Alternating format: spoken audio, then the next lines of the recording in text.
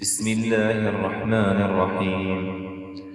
ألهاكم التكاثر حتى زرتم المقابر.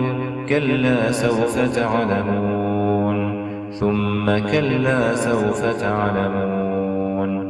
كلا لو تعلمون علم اليقين لترون الجحيم ثم لترونها عين اليقين ثم لتسألن يومئذ عن النعيم.